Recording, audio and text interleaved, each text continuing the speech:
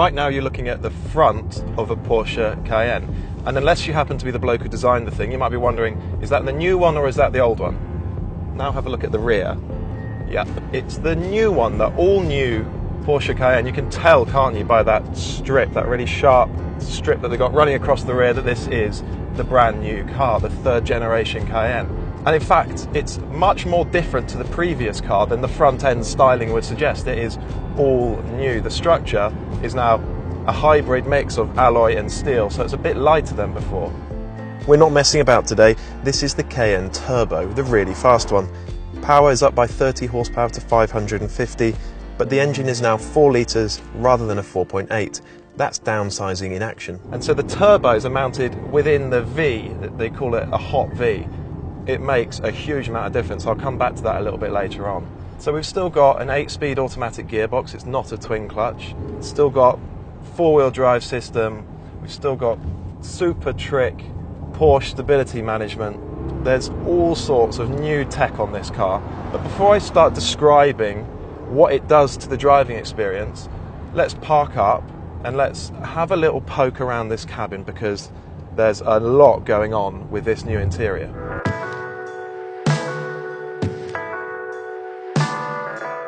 All new inside the cabin, of course. It kind of looks familiar from the previous Cayenne, but it is all new in here. And I have to say, the quality is really, really good. The material quality, the build quality, it just feels solid in here. All based around this massive central screen here now, which is huge, kind of the size of a loaf of bread. And all the graphics are beautifully rendered.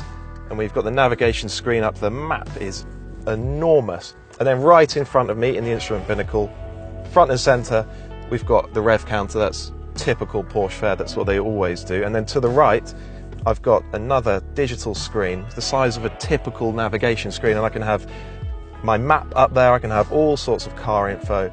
Yeah, that works really, really nicely. The steering wheel, where I want it, reaches all the way out to me. It's a good seating position, lofty with a good view forwards.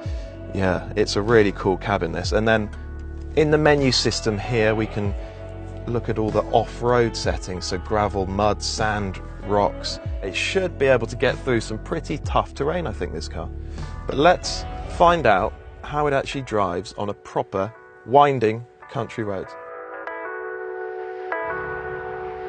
Now, the car's really, really good on a motorway, on a long journey. I've already driven it on that kind of road, and it's comfortable, it's refined. In town, apart from the size of the thing, it's really easy to drive. So we're up on this country road up in the Scottish borders to find out if the thing's actually entertaining to drive. I mean, it's a hugely powerful Porsche Turbo. It's got to be fun to drive, hasn't it? So this car's got a couple of optional extras that really make a big difference to the driving experience. The first one is rear wheel steering. That makes the car more agile at low speed, more manoeuvrable, you have to use less steering lock, and then it makes the car more stable at higher speeds. This car also has an active roll stabilisation system. Now, the previous Cayenne did as well, Porsche Dynamic Chassis Control, but that was a hydraulic-based system. This is a new electric-based system built around this very powerful 48-volt electrical architecture that this car now uses. That means it's much more responsive, much more immediate, and therefore more effective. I have to say, it makes all the difference. The problem with these huge, high-riding, heavy SUVs is that they naturally roll a lot. And so you've got two options. You can either fight that roll with an anti-roll bar the size of your arm and stop it from leaning, but then you knacker the ride quality. Or you fit one of these very clever electric roll stabilisation systems, which is what this car has. The impression you get when you drive along a winding road is that the body is actually staying really, really flat. It's kind of a spooky sensation in a car that sits so high that you expect will be rolling around all over the place. So what they've done is decouple that roll stabilisation from the ride quality. So we've got a flat-bodied vehicle and we've got a really, really good ride, and I mean a really good ride. So I'm in the softest damper setting at the moment, and it's really plush, it's really pliant. It's not a stiff, hard riding, jagged kind of thing. It's really fluid. That's really, really impressive. I have to say, that is probably the biggest improvement they've made to this car over the previous one. The car's on 3-chamber air springs, which is where that plush ride comes from. It's also got Porsche Torque Vectoring Plus, and to get the most out of that system, it uses mixed tyres front and rear, wider on the rear axle than the front. On this particular car, those tyres are Pirelli P0s, performance-biased road tyres. This car has lots of proper off-roading hardware. It's got diff locks, an adjustable ride height, and various terrain settings. That means it's got some pretty good off-roading capability, but of course, away from the road, it's completely compromised by the tyres it's on. These super high-performance SUVs are kind of fundamentally at odds with themselves, because if you want them to be sharp and agile on the road, you need high-performance tyres. If you want them to be good off-road, you need to put on completely different tyres, and that knackers its performance on the road. So the tyres that this car has got on, they're not going to drag you through mud or even across wet fields. What they do is make this car freakishly agile and fast along a road. It's 2.2 tons, so it's still a big, hefty, chunky thing.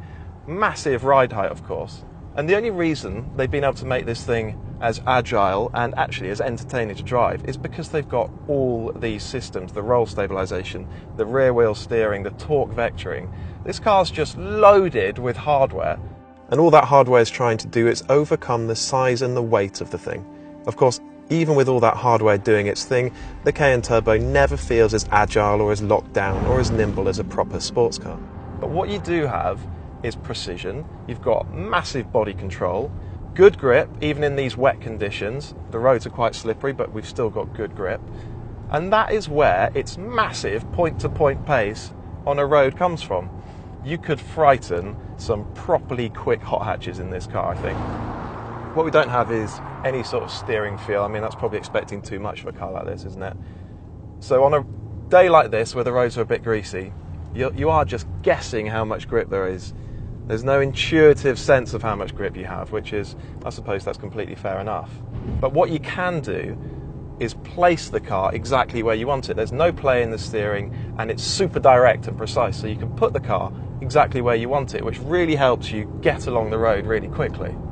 Talking of going really quickly, this new engine, 4-litre twin-turbo V8, 550 horsepower, 568 pound-foot of torque. We've got second gear, and you're about to watch the cameraman fly towards the back of the car.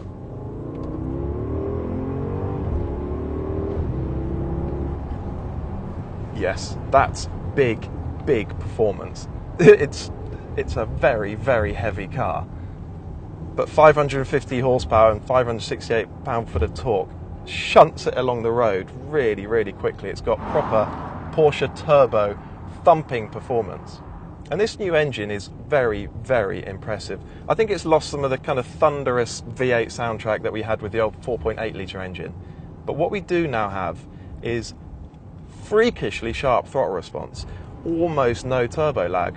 If you didn't know better, you might even believe that this was a normally aspirated, very high-capacity engine. It's seriously good. It isn't as thrilling or as engaging to drive as a proper sports car or even a sports saloon, but I can forgive it that. It's a huge, high-riding, heavy SUV, and the fact that it's as capable as it is along a twisting road is massively impressive. It costs a whisker under £100,000, so it's big, big money. And then, of course, this car's got ceramic brakes, it's got rear wheel steering, it's got the roll stabilisation system, so you're looking at £120,000 to £130,000. Big, big money. But I have to say, it's an incredibly impressive package.